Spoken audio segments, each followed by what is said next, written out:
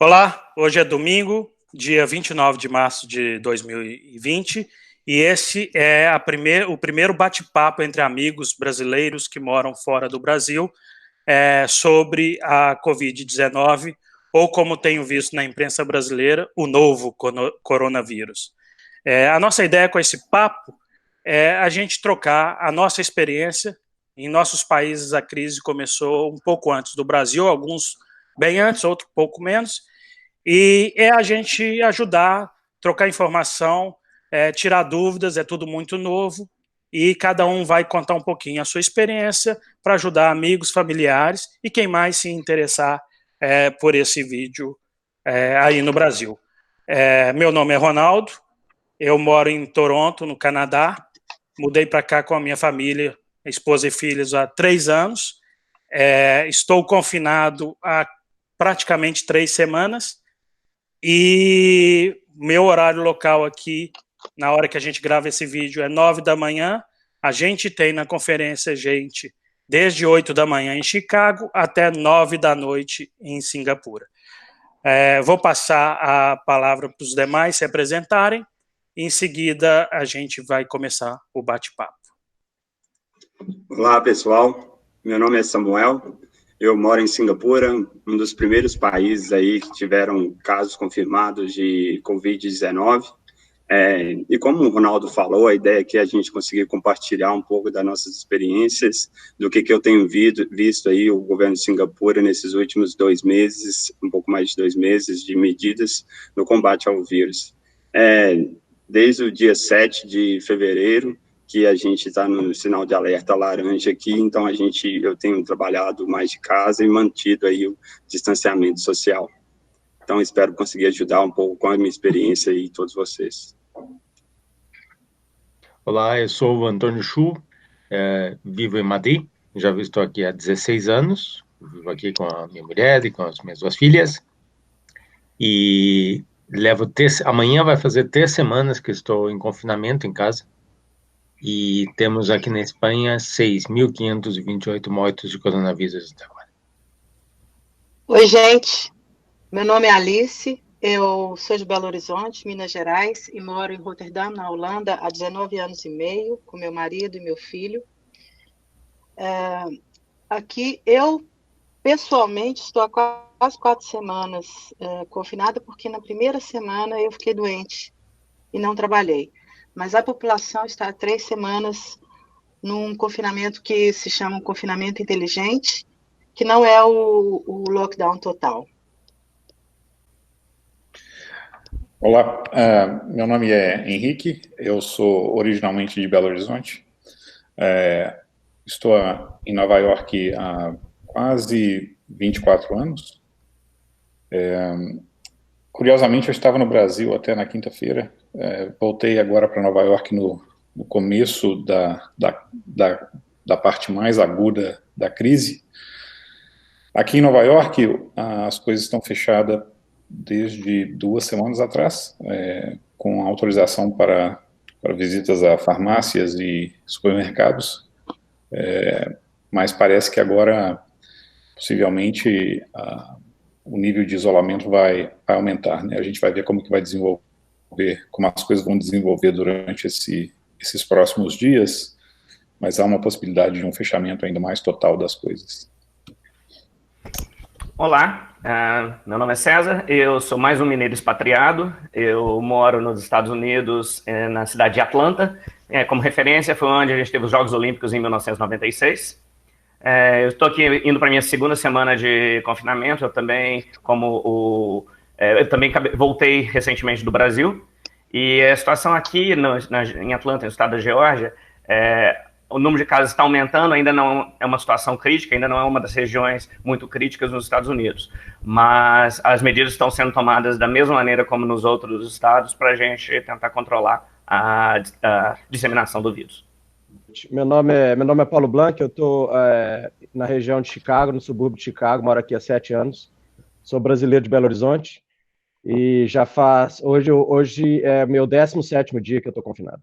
Então, agora vou passar a palavra para a Alice, que vai fazer uma introdução. Obrigada, Ronaldinho. Como você disse, eu sou médica, sou psiquiatra, e eu portanto, não tenho nenhuma especialidade na área de virologia ou epidemiologia, mas eu tenho percebido o que está se passando do ponto de vista emocional e mental com as pessoas que estão tendo que se haver com esse problema.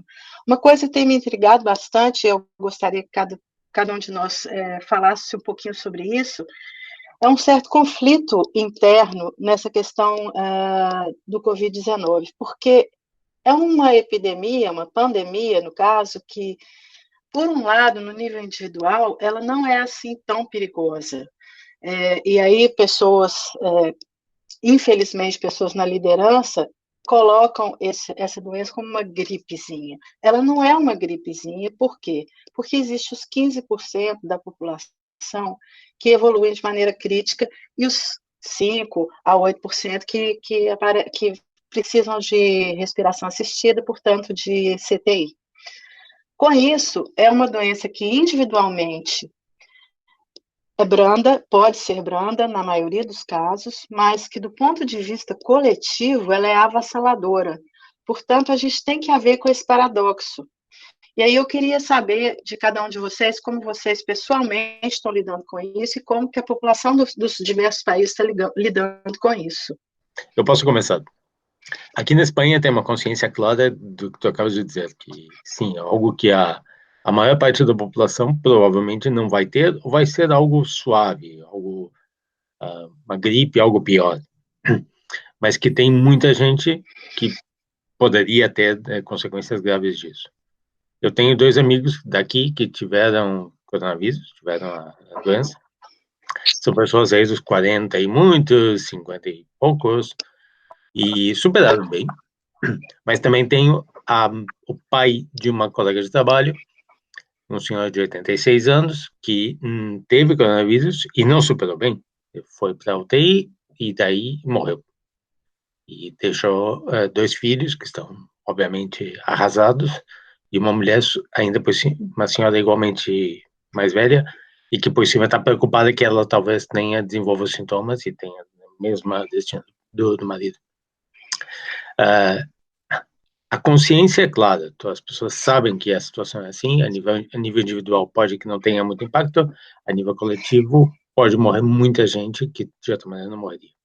A última estimativa daqui é que já estão morrendo 17% mais da população do que seria presumível pela tendência estatística normal. E o resultado disso é que as pessoas aqui apoiam muito as medidas de contenção.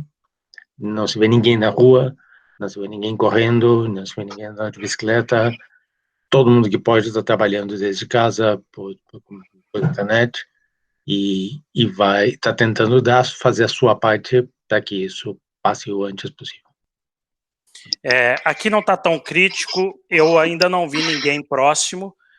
Eu tenho a sorte de trabalhar numa empresa que começou por conta própria, a empresa, antes ainda de começar o do país aqui. E aqui tem uma característica que é similar com os Estados Unidos, que a federação é um pouco, as províncias, aqui não é estado, são províncias, as províncias são mais independentes do que no Brasil os estados são. Então, o que está acontecendo muito é que cada província tomou a sua decisão de como de ser mais drástico ou menos drástico. Tem orientação nacional, mas isso está sendo um pouco diferente de província para província. Uma recente que aconteceu aqui, parecido com o que deve ter acontecido com o Henrique quando chegou de viagem lá nos Estados Unidos, é que se você chega de viagem, você tem que ficar 14 dias de quarentena aqui e você não pode nem passar numa loja, num supermercado, entre o aeroporto e sua casa. Você tem que ir direto para casa e não pode sair de forma alguma. E para essas pessoas que chegam de fora, a multa é altíssima se ela não respeitar isso. Para os demais, o que está se chamando de lockdown parcial. Você pode ir no supermercado, você pode sair de casa, mas só as áreas essenciais estão funcionando. Parecido com o Brasil, mas começou mais organizado e antes que o Brasil. Passo para o próximo. Aqui em Singapura, falando dessa questão do isolamento e da quarentena, principalmente das pessoas que, aqui, nas últimas semanas, né, aumentou muito o número de casos importados. E com isso, o governo implementou novas medidas nesse sentido, e aqui as pessoas que chegam no país agora, elas já saem direto do aeroporto para hotéis, e estão cumprindo a quarentena em hotéis. Então, nem pode ter contato com a família no aeroporto. Aqui na Geórgia, em Atlanta, as medidas ainda estão um pouco graduais, ainda um pouco mais flexíveis, mas semana passada a prefeita indicou para todo mundo ficar em casa. Não estão todas as áreas fechadas ainda, então, por exemplo, parques ainda estão abertos. Eu, sinceramente, acredito que essa semana a gente vai ter uma mudança, porque, infelizmente, natureza humana, estava um fim de semana maravilhoso, todo mundo encheu o parque, que vai exatamente de encontro, né, com a política de separação social, né? Não é o fato de você não poder só ir trabalhar, não, você não pode se aglomerar. Então, acredito que essa semana vão ter algumas medidas um pouco mais intensas com relação a isso. No aeroporto, eu cheguei há uma semana e meia, até uma consideração interessante, eu estava conversando com um amigo ontem. Parece-me que no aeroporto de Atlanta, que é o aeroporto mais movimentado do mundo, parece-me, eu não tenho certeza, mas parece que separaram um terminal para caso, por exemplo, voos vindo da Europa, e nesse terminal está sendo feito um escrutínio bastante grande. Então, responder perguntas, medir temperatura, etc. O terminal que eu cheguei foi o terminal vindo do voo do Brasil. Eu, inclusive, brinquei que tinha mais informação de coronavírus no supermercado na esquina da casa da minha mãe, em Contagem, do que tinha no aeroporto. Estava tudo completamente normal, não tinha nenhuma alteração por causa do coronavírus. Então, eu acredito, mas eu ouvi relatos de pessoas que chegaram aqui e ficaram 3 horas no processo de validação, medição de temperaturas e tudo. Então, eu acredito que eles separaram a maioria dos voos vindo de regiões, vamos dizer, críticas, para um terminal, e os voos mais tranquilos eles colocaram em outro terminal. Então, a coisa não está um lockdown completo ainda. Eu cheguei dos Estados Unidos na quinta-feira, então eu vou abordar alguns pontos aqui, mas deixa eu começar respondendo o comentário a pergunta que a Alice colocou, e depois eu dou um painel de como estão as coisas aqui, como estão as coisas no Brasil, né, no meu caminho de volta para os Estados Unidos. Mas, respondendo a Alice, uma das coisas que eu percebi no Brasil, né, não aqui nos Estados Unidos ainda, mas é que a questão de como as pessoas estão percebendo a doença é um negócio interessante. Como no meu círculo de amizades normais e o meu círculo de amizades aqui nesse grupo inclui muitas pessoas que são engenheiras, que têm um treinamento, digamos, racional mais elevado. Eu acho que todo mundo entende qual é o impacto dessa doença, né? E a gente já está vendo os resultados, né, pela mídia nos diversos países onde a crise já está muito mais intensa, incluindo aqui nos Estados Unidos. Então é fácil para a gente, do ponto de vista racional, entender o impacto. No entanto, o que eu tenho percebido no Brasil, né, com as pessoas do meu relacionamento que não são engenheiros, médicos, cientistas em geral, é que você não nota um problema na sua família imediato, né, em relação a pessoas ficando doentes. Você ainda não tem uma percepção de pessoas morrendo dentro da sua rede. Então, uma certa resistência que eu tenho visto, principalmente nos meus parentes e nas pessoas que eu conheço que são, digamos, um pouco mais velhas do que a gente que está nesse grupo, é que há uma tendência a meio que se ignorar as medidas sanitárias, né, e de isolamento social que estão sendo tomadas. Porque o entendimento é que é uma coisa que não vai chegar na gente, né? Então, assim, a gente ouve os casos que aconteceram na China, a China está muito distante. Ouvem-se os casos que estão acontecendo na Itália, que estão acontecendo na Espanha, que estão acontecendo nos Estados Unidos, mas está tudo muito longe da realidade das pessoas no local. Então, há muita resistência. Então, na minha conversa, né, com essas pessoas que têm manifestado essa resistência, eu acho que uma coisa importante a ter sido colocado foi o fato da coletividade, né, que é a questão dessa doença se espalhar, você escapar, mas você atuar como veículo de transmissão para outras pessoas na sua rede, né? Então, esse foi uma conversa contínua que eu tive com várias pessoas, né, para tentar justificar por que o isolamento social, principalmente porque, aparentemente, no Brasil, a gente conseguiu fazer ou começar o processo com uma certa antecedência da importância que isso vai ter, né, no transcorrer da doença nas próximas semanas. Agora, voltando... O importante disso, só desse ponto aí que você está falando, é o seguinte: em Singapura, um exemplo as medidas foram tomadas bem no início, desde o primeiro caso.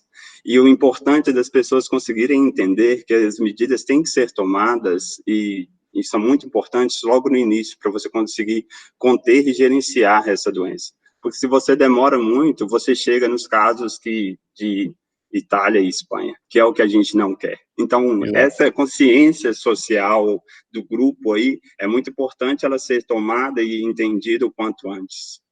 Exatamente, mas paradoxalmente é exatamente a fase onde é mais difícil de se convencer as pessoas, né, porque o impacto ainda não está sendo sentido. Quer dizer, você tem que ser capaz de projetar a sua realidade com o que está acontecendo em outros países, onde a crise está muito mais à frente do que no Brasil, né. Mas agora o lado otimista da coisa, né, que é contar um pouquinho sobre a minha viagem de lá para cá. Eu originalmente estava previsto para voltar do Brasil em meados de abril.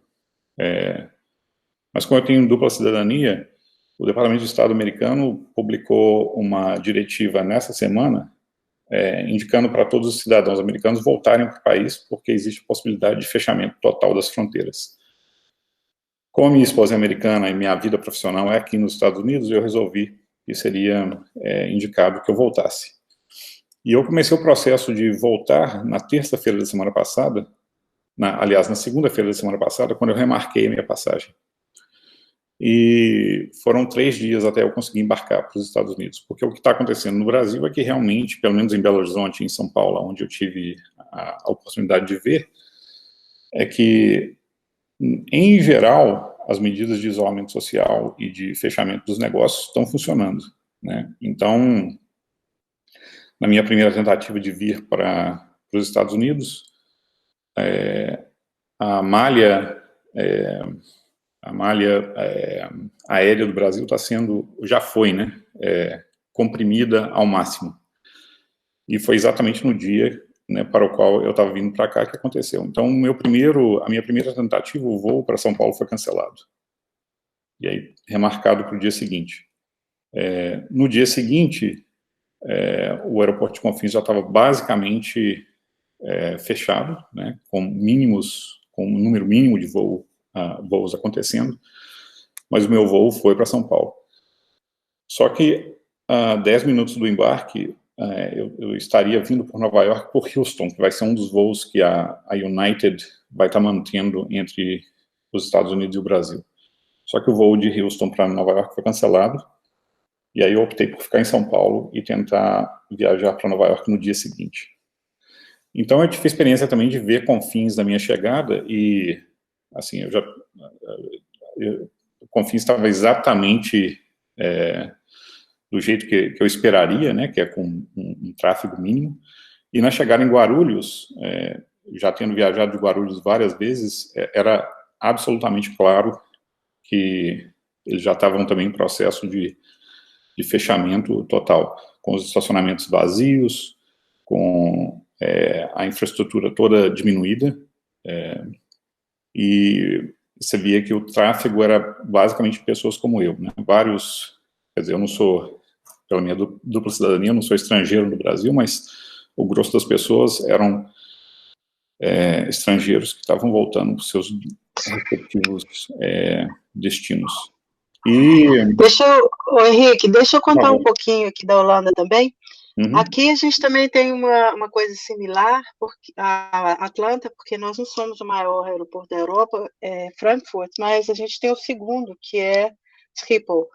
E aqui também está tudo ao mínimo, tudo reduzido ao mínimo.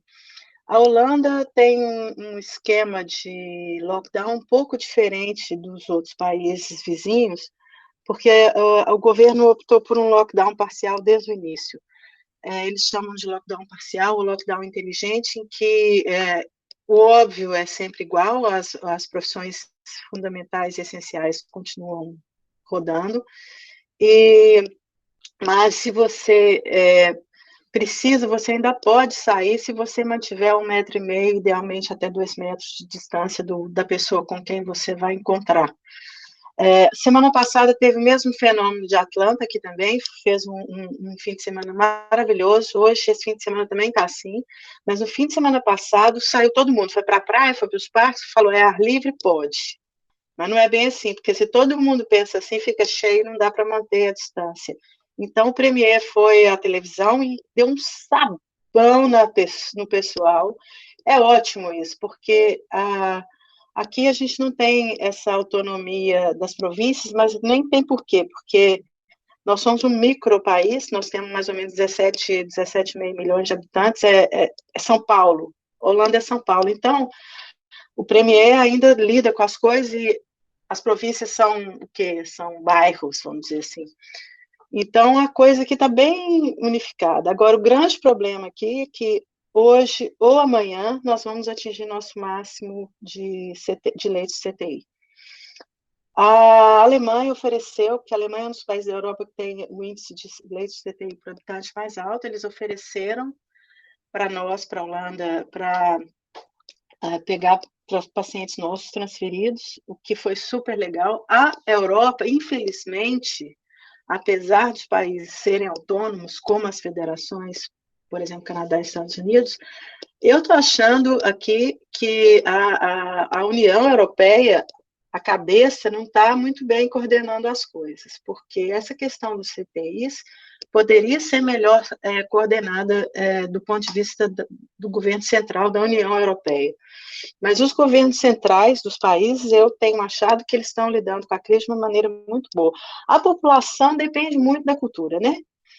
Você vê que a Itália e a Espanha, aquela beijação, aquela abraçação, aquela pegação de mão, a coisa foi mais rápida. Aqui, um país, apesar de que a gente é uma transição entre o Sul e os países escandinavos, é um país onde a proximidade pessoal é um pouco menor do que os países do sul europeu.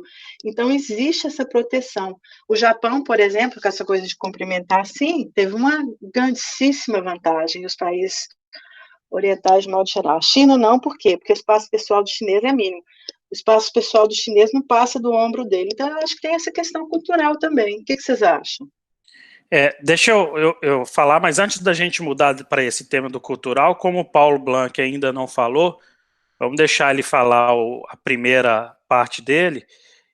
Ok, Ronaldo, explicar um pouquinho sobre o que a gente está vivendo aqui na região de Chicago. No dia 20 de março, no sábado da semana passada, o governador definiu aqui o Stay Home Order, né, para as pessoas ficarem em casa. Não é um completo lockdown, mas é uma ordem para quem puder trabalhar de casa. Eu vejo aqui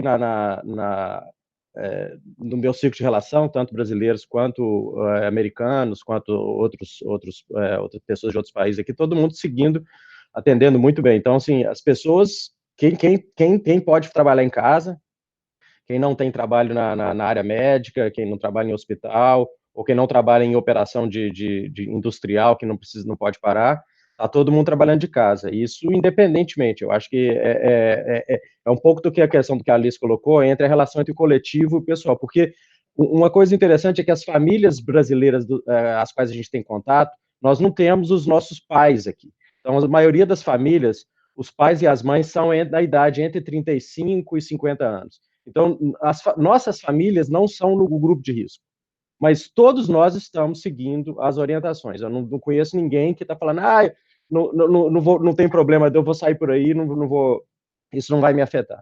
Não está acontecendo isso. Chicago virou uma cidade deserta. Essa semana, Chicago já fizeram vídeos até muito bonitos, né? Bonitos, mas deprimentes também, da cidade completamente deserta, só vendo os pássaros, os passarinhos voando e sem movimento pessoal nenhum, lugares que, como o Millennium Park aqui na região de Chicago, que é um parque super visitado. Uma outra coisa que eu queria colocar, você colocou da questão do distanciamento.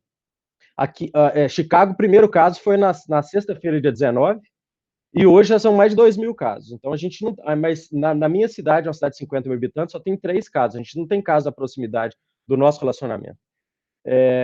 Eu tive contato com um colega que trabalha em New Jersey, que lá já está tendo uma explosão enorme de casos, e ele estava desesperado ontem. Os casos dele, ele conta no prédio do lado, no quarteirão do lado, enquanto aqui a gente conta os casos só. Tem caso aqui na cidade. Eu acho que essa proximidade realmente traz muito mais ansiedade e pavor do que uma situação que a gente está tentando controlar com mais tempo. Então, o momento ideal de fechar, o momento ideal de fazer é antes de qualquer caso, né? E isso é um paradoxo mesmo, como o Henrique colocou. Então, eu acho que é isso aí, mais ou menos, o que a gente está vivendo aqui em Chicago, já há 2 semanas. Deixa eu colocar uma coisa antes de passar a bola na pergunta da Alice, que eu acho que é complementar a pergunta da Alice. Na minha conversa com os brasileiros, eu tenho notado 2 dificuldades. Uma é porque é abstrato para qualquer ser humano, e a maioria das pessoas aqui, tirando a Alice, são da área de tecnologia, exatas. Para a gente é menos difícil, que é o raciocínio de crescimento exponencial. É um negócio muito difícil para você abstrair. E o segundo ponto, eu ouvi de muito brasileiro que tá tranquilo falando o seguinte: a gente é um país tropical, parece que o vírus ele espalha menos no país tropical. Então, só para facilitar essa abstração, a taxa global, que eu lembro de ter lido, é 2,5 pessoas contaminadas por uma pessoa. Então, cada pessoa contamina 2,5. Eu li numa matéria que no pico no norte da Itália, numa cidade, ela teve 4. Que pode ter a ver com o que a Alice falou. Pessoas se abraçam. O Renato, que é o da Itália, que não juntou hoje, a gente teve uma conversa anterior, ele comentou que ele, quando mudou para lá, ele falava: os velhinhos se abraçam, se divertem no final de semana. Então, tem a questão cultural mesmo. Aqui no Canadá, as pessoas são um meio termo, elas são mais próximas, na minha opinião, do que o americano, mais distantes que os brasileiros, mas elas têm 2 coisas que são características do povo aqui, que eu acho que o brasileiro podia aprender um pouco e tentar usar. Uma é que elas obedecem. Ordem, veio ordem, todo mundo obedece. Então aqui eu não sei quantos % que está, mas as pessoas estão obedecendo tudo que sai na imprensa e na televisão. Então, tem a multa que eu falei para o cara que não sai de casa, mas eu acho que é uma minoria, que eles fizessem a multa para evitar uma minoria. O segundo ponto é o seguinte, e eu acho que tem a ver com o inverno, Chicago deve sofrer isso, deve ter esse efeito também.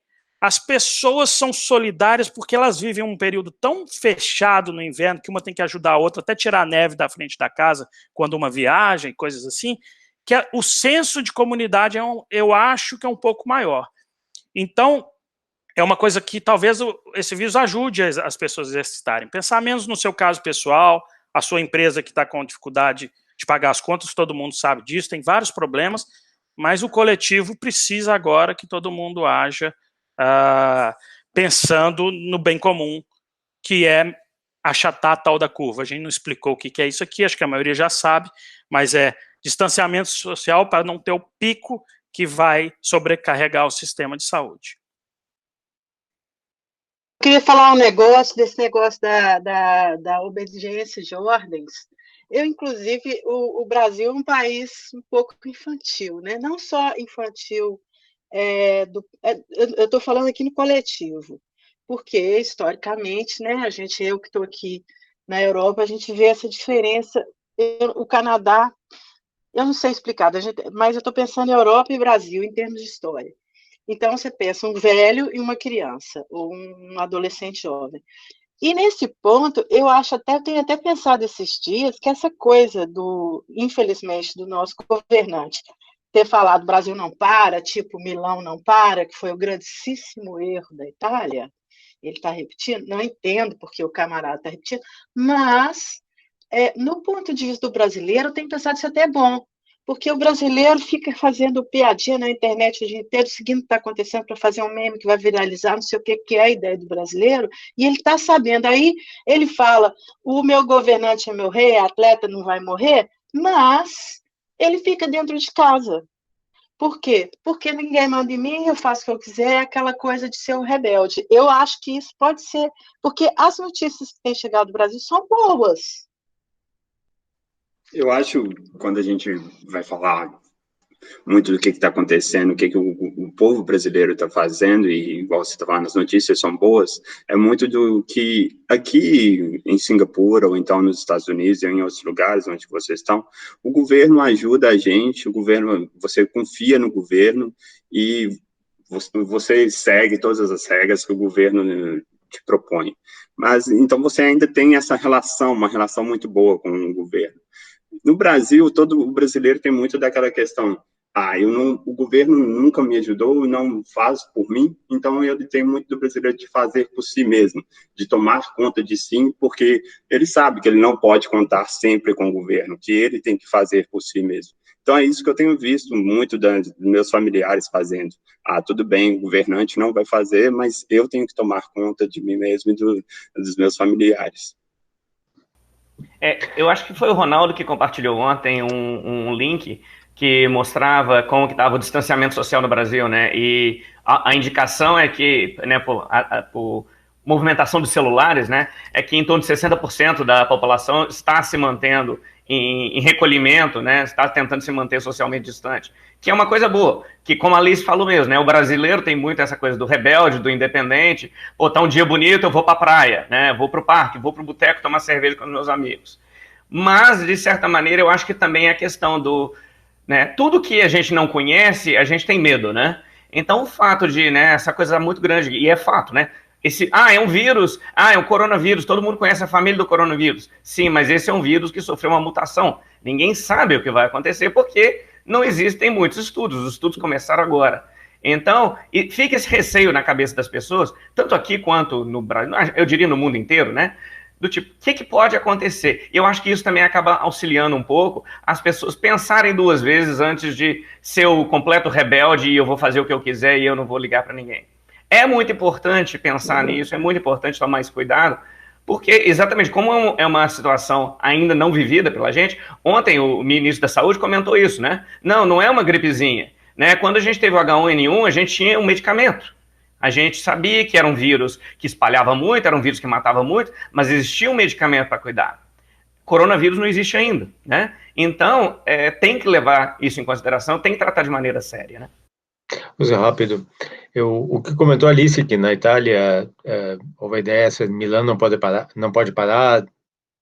Aqui, pelo menos aqui, com certeza no Brasil e muito provavelmente em outras partes do mundo, a política está tendo uma posição tóxica em relação a todo o tema da epidemia. O pessoal está se posicionando como eu apoio essa visão política, então vou para a rua e não uso máscara e não tomo medidas de separação, e que fosse uma espécie de posição política. Não é uma bobagem. Aqui, na Espanha, tem uma situação que é bastante escandalosa, que é o que o governo daqui é uma aliança de socialistas e comunistas, e estão muito conectados ao movimento feminista. E fizeram questão de apoiar a manifestação do Dia Internacional da Mulher, que aqui é gigantesca. E, claro, o que aconteceu foi um contágio brutal durante a manifestação. Aqui tem 4 ministras que tiveram o vírus. 2 dias depois tiveram que reconhecer a situação, que a epidemia estava disparando e tinha que tomar medidas duras e obrigaram a fechar tudo que não era essencial e um lockdown mais duro.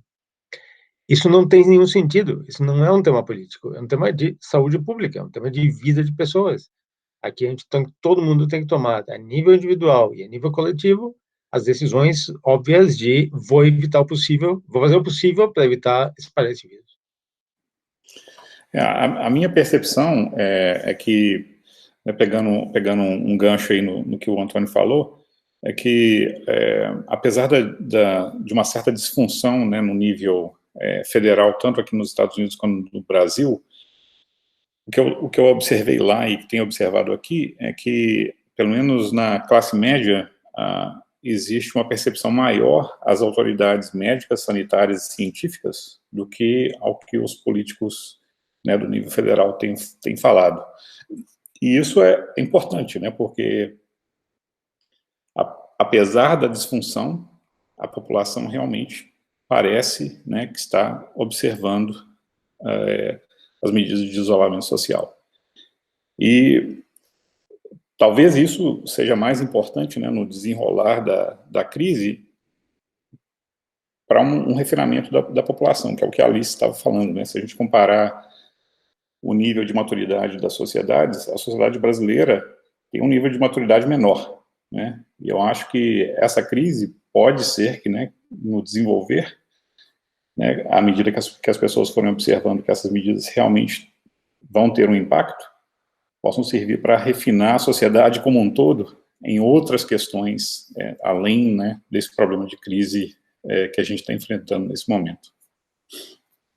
Mas o Brasil é um país também bastante paradoxal, porque, por um lado, é um país que tem dificuldade dessa questão do coletivo, mas, por outro lado, é uma população muito coesa, uma população que se ajuda muito, que tem muito carinho um pelo outro. É claro que tem o meu outro não é aquele outro, são bolhas de carinho numa coisa de que é o meu e não é o seu, e eu não estou nem aí para você. Então, isso é uma questão complicada também, mas eu tenho achado que vai ser interessante. Agora, voltando à conversa do Antônio Chu, aqui a gente teve o azar do carnaval, porque na Holanda o vírus entrou durante o carnaval e o sul da Holanda é católico e festeja o carnaval. O norte da Holanda é protestante e não festeja o carnaval. Qual é o nosso ground zero? Carnaval. Então, lá foi uma grande destruição, porque a proximidade no carnaval é aquela coisa, todo mundo junto naquela amontoação, é inverno o carnaval aqui, então todo mundo ajunta, e foi um estrago. Eu queria colocar a questão do clima também como ponto. Acho que você está colocando o carnaval. Acho que aqui nos Estados Unidos também teve uma situação similar em New Orleans, né? Está tendo muito caso lá na Louisiana por causa do Mardi Gras lá, que acontece, que é o mesmo que é o carnaval deles aqui. Teve uma outra situação aqui nos Estados Unidos que foi em março. Normalmente os estudantes têm uma semana de férias, eles chamam do Spring Break, e a maioria vai para as praias para tentar tirar a ziguezira do inverno, né? Então eles vão para Flórida e já tem dados aqui que vários estudantes de segundo grau e universidade, de nível nessa idade aí, entre 15 e 20 e poucos anos, eles foram para a Flórida e viraram mais um item de disseminação da doença. Então, tem essa questão. Agora, tem a questão do clima também, como o Ronaldo falou, que a gente... nós estamos aqui para ter uma ideia, aqui em Chicago, esse ano até hoje, a gente deve ter tido só 2 dias acima de 10 graus, e foram dias agora bem próximos, né? Porque o inverno está terminando. Eu só tive um dia acima de 10 graus. Pois é, então, da mesma forma que o que eu me sinto aqui é que, agora que a gente vai poder fazer atividade mais fora de casa, a gente não pode. Então, a minha situação pessoal mental é agora que eu ia ter, e agora eu tenho que ficar confinado. Tipo assim, tô sendo duplamente penalizado. Eu já sou penalizado por causa do inverno, e eu adoro fazer atividade fora, adoro jogar futebol, andar de bicicleta e tudo, e eu tenho que ficar me restrito agora. Bom, mas, de outra forma, eu acho que o frio ajuda a gente a aceitar o confinamento mais, né? Eu não sei como é que o César está vivendo em Atlanta, em Samuel, em Singapura, que são lugares que são mais quentes, e como o Henrique viu no Brasil, mas assim, você está no dia bonito de verão, sol lá fora, e você não poder sair de casa, eu ainda não tive um dia como esse aqui. Então, eu não sei como é. Deixa eu colocar uma coisa, a gente estourou o tempo que a gente tinha programado, eu vou sugerir a gente fazer um fechamento, cada um, do raciocínio, para a gente poder fechar. Vou começar por mim, já que eu peguei a palavra. O que eu acho importante também, eu ouvi de muita gente no Brasil, é que o lado lá que ninguém sabe direito, porque não tem nenhum caso em país em desenvolvimento já adiantado, o que isso pode prejudicar, né? A questão das favelas, a dificuldade das pessoas fazerem distanciamento social num ambiente que a gente sabe aqui, na maioria dos países que a gente está falando, as pessoas têm moradia mais adequada. Então, é um país complicado, o Brasil, por esse lado. Então, isso pode ser para subir aquele crescimento exponencial que eu falei, enquanto talvez o verão abaixe, mesmo com o desejo pessoal que o Paulo falou, o verão, teoricamente, ninguém sabe direito ainda, pode ser que ele espalhe mais lentamente o vírus no verão, pode ser um lado positivo. Então, por isso, a minha conclusão o distanciamento pessoal não é todo mundo dentro de casa, que as pessoas estão confundindo, as coisas essenciais precisam continuar acontecendo. Aqui no Canadá, ainda não proibiram de sair na rua, eu vou a pé no supermercado, faço a compra, chego aqui, lavo a mão, separo tudo, não sei o que, até limpar embalagem eu estava limpando, a Alice achou que é exagero, mas eu estava fazendo, mas você ainda vê um certo movimento na rua, mas a grande, e os serviços essenciais continuam. A grande diferença, e as pessoas no Brasil estão questionando isso, você fala que tem que ficar em casa, mas você não está ligando do cara do supermercado trabalhar. Não é isso. Até o cara do supermercado está mais seguro de ter menos gente circulando em volta dele. Ele vai continuar tendo que trabalhar para o bem da sociedade, mas com proteções nisso aí. Então, meu fechamento brasileiro, é muito importante ficar em casa agora, áreas essenciais vão ter que trabalhar, você vai ter que sair por uma medida emergencial, por uma compra, mas entendam que é o momento único na nossa vida, a gente nunca teve isso. A última vez que o mundo passou algo global, que faltava coisa ou que você teve que mudar a vida, foi a Segunda Guerra Mundial. Alguns dos nossos pais viram, outros não. Então é único, a gente tem que agir diferente. Esse é o meu comentário final, passo para o próximo. Tirei do mudo. Mas o seguinte, o que eu quero falar é isso também, e dizer que isso vai passar. A maneira como isso vai passar está nas nossas mãos, está na mão de cada um, e está na nossa mão de cada um individualmente, mas não por nós mesmos, mas na maioria das vezes pela coletividade. Fique em casa, como disse o Ronaldo, não por você, mas fique em casa para a pessoa do supermercado poder continuar trabalhando, para os meus colegas intensivistas, para os meus colegas pneumologistas nos hospitais poderem continuar trabalhando. Vai chegar a hora, isso não é especulação, vai chegar a hora que os leitos do Brasil e os leitos de CTI do Brasil vão estourar. Isso vai acontecer. Como isso vai acontecer está na sua mão. Então, o meu pedido a cada um pense no coletivo, está na hora de fazer isso. A gente não está acostumado, a maioria das pessoas que falam isso o tempo todo, eles chamam de comunista, como todo mundo me chama de comunista, mas se existe algum sentido positivo nessa palavra, é esse, em que a gente desce do pedestal do individualismo e pensa o que é melhor para o grupo. E nessa hora é a hora de fazer isso. Não é na hora de ser comunista, mas está na hora de pensar na comunidade. Eu não posso enfatizar o que a Alice falou, muito mais do que ela falou. De fato, a mensagem é essa. Agora, um aviso que pode ser dado é que, em se comparando né, a situação demográfica da onde esse vírus já chegou, se a gente olhar Milão, mais ou menos 5, 6 milhões de habitantes na região metropolitana. Madrid, 7, 8 milhões de pessoas na região metropolitana. Aqui em Nova York nós estamos falando de 20 milhões. Né? Então eu acho que um caso representativo para a realidade brasileira, onde a maioria dos casos estão no Rio e em São Paulo, é Nova York.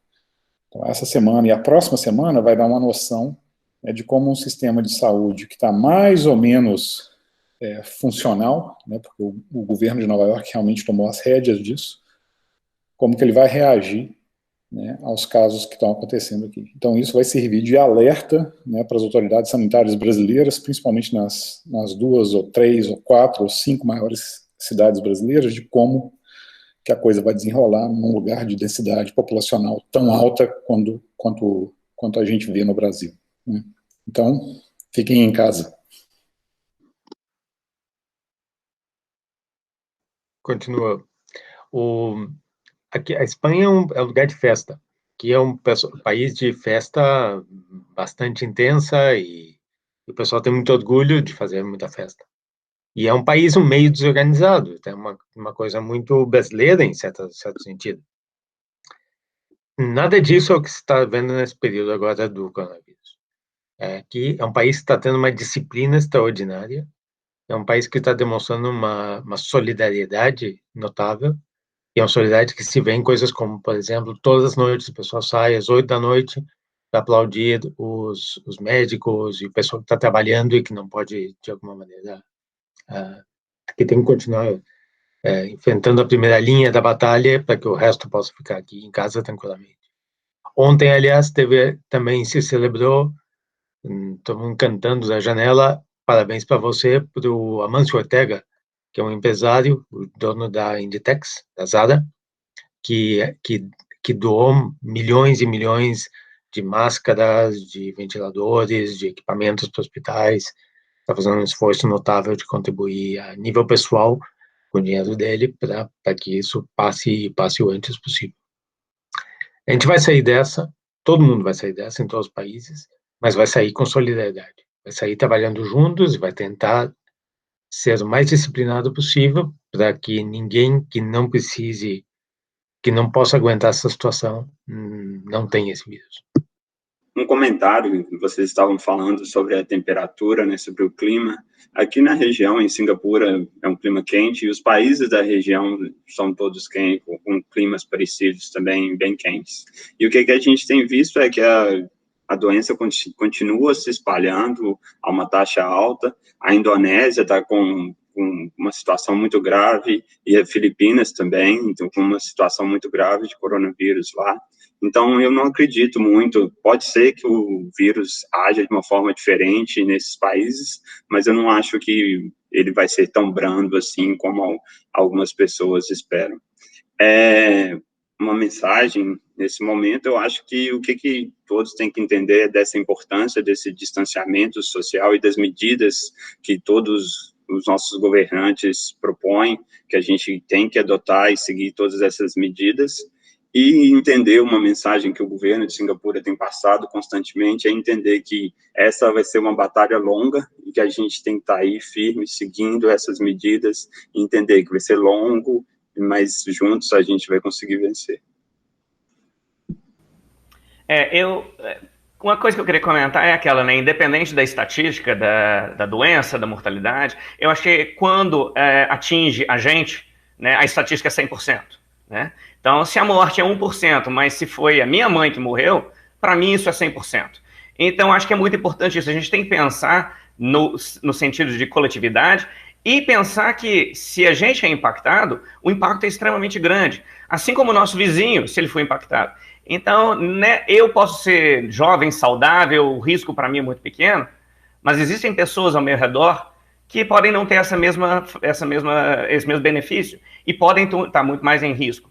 Então, sim, é importante que a gente pense em todo mundo e que a gente tente minimizar a situação. Claro, vai atingir pessoas, não tem jeito. Mas o que a gente puder fazer para impedir que isso se alance, para impedir que isso impacte pessoas do nosso círculo de amizades, pessoas próximas, ou pessoas próximas dos outros que são próximos da gente, isso é muito importante, né? Então, a gente tem que tentar fazer com que essa estatística seja a mínima para todo mundo mesmo, não só para as pessoas que eu conheço.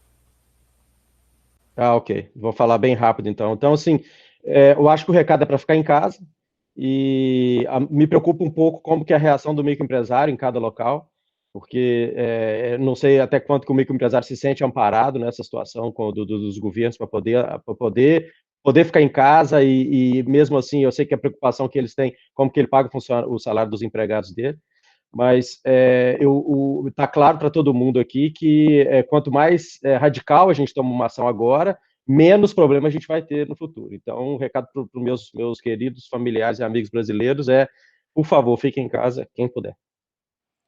E assim a gente encerra nossa primeira videoconferência de brasileiros morando no exterior sobre o coronavírus. Estou num outro ambiente, a gente está aprendendo, vai melhorar no próximo. Estamos prevendo soltar o vídeo na próxima sexta. Para finalizar, eu queria agradecer a ePrime Care, é uma empresa de soluções tecnológicas para a saúde aí no Brasil, que gentilmente cedeu a conta deles de videoconferência para a gente gravar esse vídeo. Muito obrigado, até a próxima.